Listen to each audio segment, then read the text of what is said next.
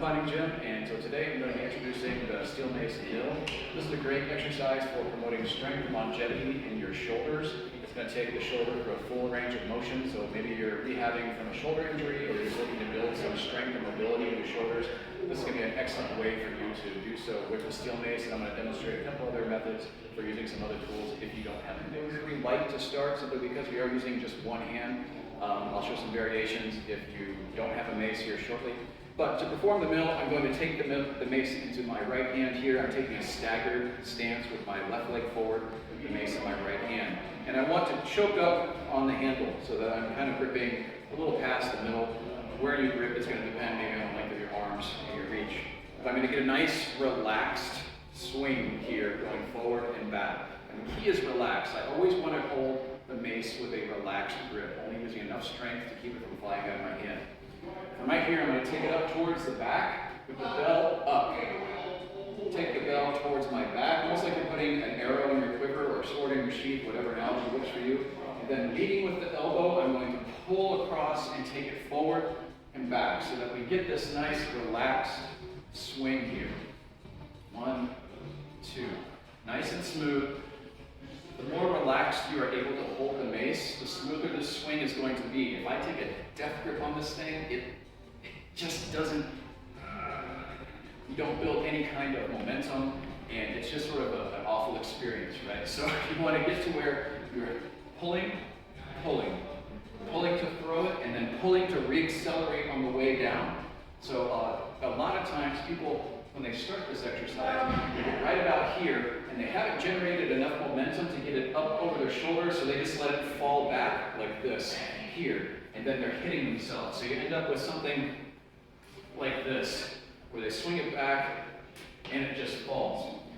If that's happening to you, you want to work on just this part right here, and work on building momentum, and getting to where that bell is pointing straight up, and it comes over. So you get this nice arc. One way that you can work on that is with just an empty hand, with your thumb up, is you get a nice swing with your arm, and your thumb is always going to stay pointing up as you go back here, and now your thumb, which would be pointed towards the bell in this case, is going to go towards your back. I'm going to lead with the shoulder, with the elbow here. So I'm like this. So if trajectory is a challenge for you, that's what you want to look at here.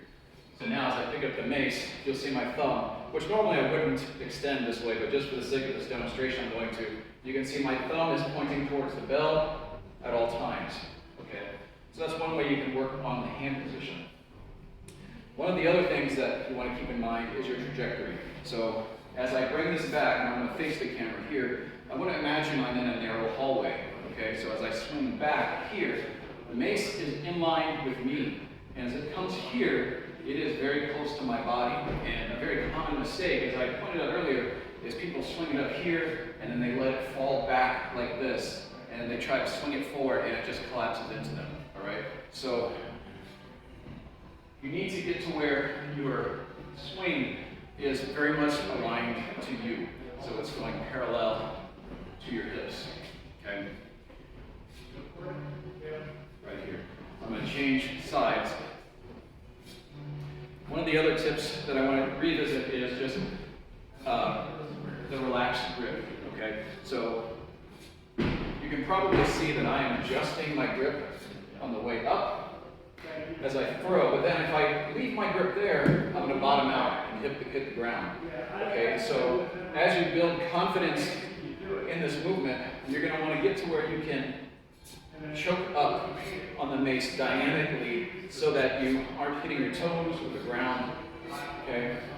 And this will also just help encourage you to have more of a relaxed grip. If you've got a death grip on your mace, then it's going to be hard to change your hands, and you want to be able to have some. Right? So if you don't have a mace, there's a couple ways that you can still do this exercise and get some of the same benefits. It's just going to change where the load is on the tool that you're using. So now I've got a little 10-pound club here.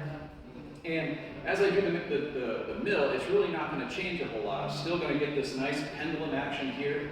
I still want my thumb up towards the bell of the club, and I'm going to throw here as I go through. Swing, getting your hips into this. nice and smooth, okay?